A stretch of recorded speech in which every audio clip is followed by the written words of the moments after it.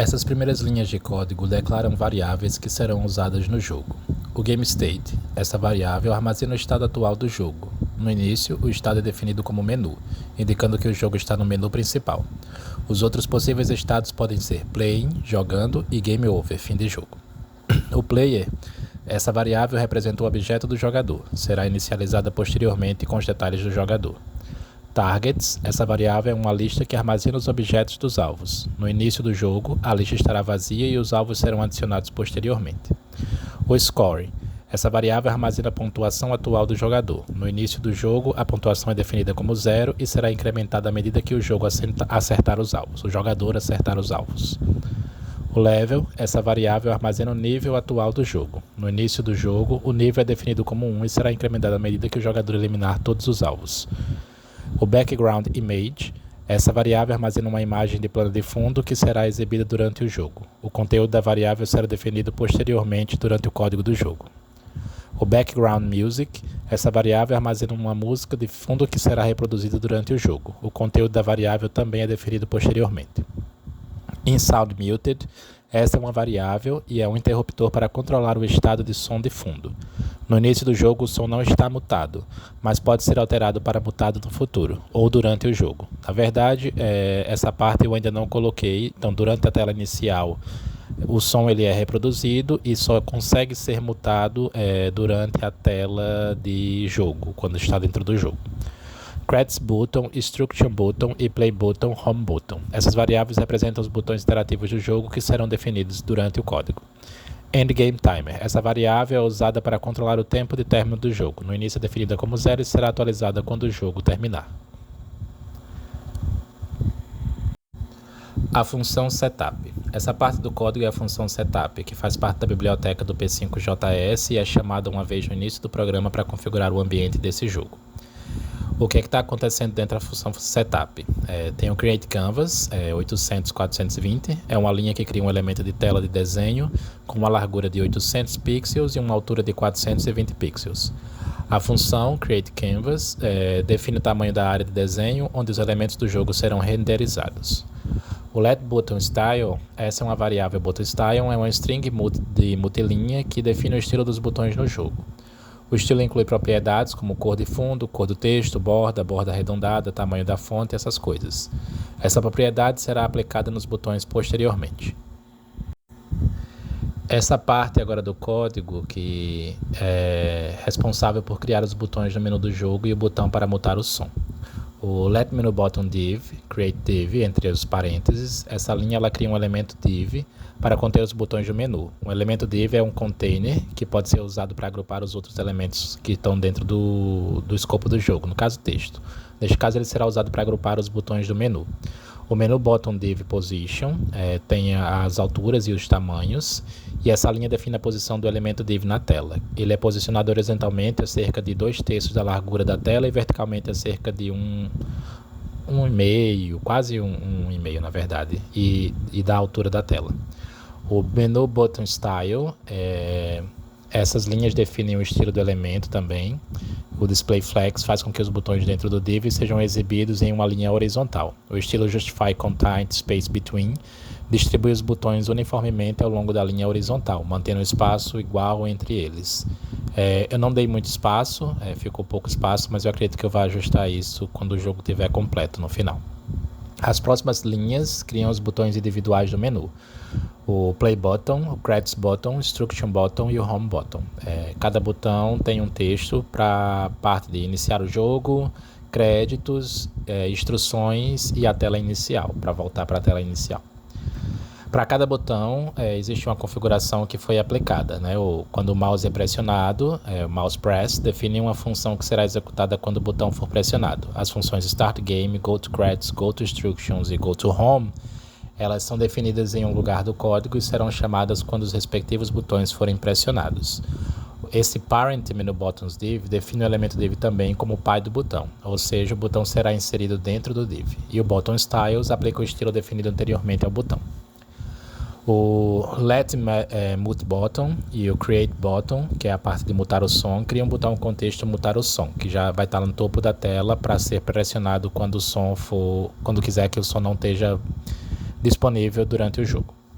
O Multibot Position define a posição do botão mutar som na tela. Ele foi posicionado horizontalmente a 120 pixels da borda direita e verticalmente a 20 pixels da borda superior. O Mouse Presses define a função Toggle Sound para que seja executada quando o botão mutar som for pressionado, similar aos anteriores. Essa parte aqui do código, ela contém várias funções que são responsáveis para exibir diferentes partes do jogo com base no estado atual. A Toggle Sound, essa função é chamada quando o botão mutar som é pressionado, ela verifica o estado atual do som, que é em Sound Muted, e ajusta o volume da música de fundo de acordo. Se o som estiver mudo, o volume vai ser definido como 0 e caso contrário, o volume é definido como 0.5. Em seguida, ela inverte o estado do som mutado e atualiza a variável, em Sound Muted. Lembrando que o som nas telas iniciais, crédito e que não sejam a tela do jogo mesmo, eu ainda não apliquei para que fique mudo. Portanto, é bom abaixar o som, professor, porque senão você vai ficar com barulho, porque a música que eu coloquei de fundo, ela não ficou muito boa, ficou com áudio estourado. E o P5J5, ele me limitou. Eu não consegui colocar música maior e eu não sei como é que eu vou fazer ainda para colocar uma música por trás que não fique com esse som estourado, não ficou de acordo com o que eu baixei. Eu baixei até daquele site que está recomendado dentro das instruções. Continuando, a Function Preload, essa função ela é usada pelo P5JS para pré-carregar arquivos antes de executar o código principal. Ela é usada para carregar a imagem de fundo e a música de fundo. A imagem de fundo é carregada usando o Load Imagem e a música de fundo é carregada usando o Load Sound. A Function Draw, essa função é chamada continuamente pelo P5JS, ela é responsável por desenhar e atualizar os elementos na tela. E dentro dessa função a gente tem o Background, que define a cor do fundo da tela, a imagem Background, que vai ter a imagem de fundo em toda a tela, e é uma série condicional, alguns if-else que eu coloquei que verificam o estado atual do jogo, né, o Game State. E ele vai chamar as funções correspondentes para exibir a parte correta do jogo. Por exemplo, se o estado do jogo for menu, a função showMenu será chamada para exibir o menu na tela. Em seguida, faz uma verificação condicional para controlar a exibição dos botões. Se o estado do jogo for game, os botões são ocultados usando a função hideButtons e, caso contrário, os botões são exibidos usando a função showButtons. A função showMenu, essa função é responsável por exibir o menu do jogo. Aqui estão as ações que são realizadas por essa função. O Let Background Imagens, Load Imagens, que é a capa, né, que vai carregar a imagem de fundo do menu. A imagem Background, desenha a imagem de fundo do menu em toda a tela. E em seguida, umas configurações de estilo para o texto que será exibido no menu, né? O texto vai ter o texto jogo pega alvos, exibe o texto jogo pega alvos no centro da tela. Eu ainda pretendo mudar esse texto para alguma letra mais bonita ou aplicar esse nome jogo pega alvo na imagem mesmo, em vez de colocar como texto. E aí eu teria que editar a imagem que eu fiz colocando uma fonte diferente no jogo final. A função showCredits, essa função é responsável por exibir os créditos do jogo e as ações realizadas nesta função são o texto, né, que foi desenvolvido por mim, colocando a altura 2, a largura também, e exibe o texto desenvolvido por Caio Fernandes no centro inferior da tela. A Show Instructions, essa função ela vai ser responsável por exibir as instruções do jogo e as ações realizadas são similares à anterior, exibe o texto com as instruções no centro. Essa parte do código ela vai conter agora as funções e as classes relacionadas ao jogo em si, né? Aqui é que vai estar inserido o que cada função e classe faz. A PlayGame ela vai ser chamada quando o estado do jogo for jogável, né? Na parte que joga. Ela é responsável por executar a lógica principal do jogo e ela verifica o objeto player, no caso o jogador, se ele já existir. Se não existir, cria um novo objeto. Verifica se o som está mudo ou não e ajusta o volume da música de fundo de acordo. Ele vai chamar o update e o show do objeto para atualizar sua posição e exibi-los na tela.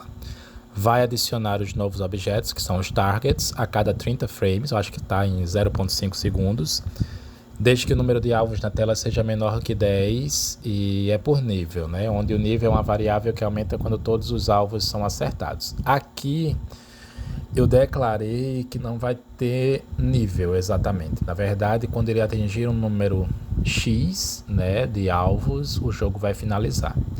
Ele vai atualizar e vai exibir cada objeto target na tela. vai verificar se o jogador acertou em algum alvo. Se sim, ele vai colocar uma pontuação e remover o alvo do array, no caso dos targets, e interromper o loop. E exibe a pontuação na tela através de um score que está posicionado no topo. Se todos os alvos forem acertados e a pontuação ainda for menor do que 100, ele vai continuar até que a pontuação seja atingida, que é o 100, que é o limite. E aí vai chamar a função endgame para finalizar o jogo. A keypress, essa função ela é chamada quando uma tecla é pressionada, e aí ela faz os seguintes comandos, né? Verifica o estado atual do jogo e a tecla pressionada. Se o estado for menu e a tecla for enter, muda o estado para instruções. Se o estado for instruções e a tecla for enter, muda o estado para game. E o up arrow move o jogador para cima e o down arrow move o jogador para baixo. No caso aqui, as direcionais para que o jogador ele consiga controlar através do teclado o retângulo. A Go to Credits, essa é chamada quando o botão créditos é pressionada e ela vai para a tela de créditos. A instrução leva para instruções, a Home leva para a tela inicial e a Start Games é chamada para quando o botão iniciar jogo for apertado. E aí o jogo vai começar. A função Endgame é chamada quando a pontuação atingir o máximo, no caso 100, e ela vai mudar o estado do jogo para End e define o temporizador para voltar ao menu inicial após 5 segundos. E a Show Game Text, ela vai chamar, na verdade vai exibir uma mensagem de parabéns, você vê seu jogo quando o jogo for finalizado, no caso quando os 100 alvos forem atingidos. E por fim, o Check and Game Timer, essa função verifica se o temporizador de fim do jogo foi atingido, se sim ela vai retornar ao menu inicial e reinicia as variáveis do jogo, no caso colocando toda aquela parte da tela inicial e aí as opções de iniciar o jogo novamente ficam disponíveis. O Hide Buttons e Show Buttons, ela oculta ou exibe os botões de acordo com o passar do tempo do jogo. E as classes Player e Target são as definições dos objetos, né? O jogador e os alvos, respectivamente, com os seus construtores e métodos correspondentes para atualizar e exibir as posições na tela. No caso, quando as bolinhas ficam flutuando e o jogador controlando pelas setas para cima e para baixo o retângulo e atingindo as bolinhas azuis. O jogo, o que é que eu pensei para a finalização dele? Aqui eu acho que já está 70% concluído, 80%. Eu estou pensando em alterar ou incluir mais bolinhas, colocar bolas azuis e vermelhas. Então os alvos azuis são as metas e as vermelhas você tem que desviar. E aí o score só vai contar se você acertar as bolas azuis e se você acertar as bolas vermelhas diminui um ponto no score. Ou eu vou deixar só assim mesmo com as bolas azuis. Estava pensando em modificar para uns cristalzinhos, porque a minha ideia inicial, como eu coloquei essa imagem na capa, é que ele fosse em cristais, né? O jogo seria um cristal e seriam uns losangozinhos brilhantes azuis na tela para que fossem atingidos os alvos. E no final o retângulo também seria alguma figura geométrica que lembrasse algum cristal ou um outro tipo de figura para poder pegar os cristais. Também estava pensando em colocar sons de explosão quando os cristais fossem atingidos, mas como o som do primeiro áudio da música ficou estranho, eu não sei se eu vou deixar com a música no final, se eu não conseguir resolver essa situação da música. Mas basicamente o jogo é isso, é um jogo de pegar alvos e com base em cores. Então o projeto final vai conter esse joguinho aí, o jogo de pegar esses alvos.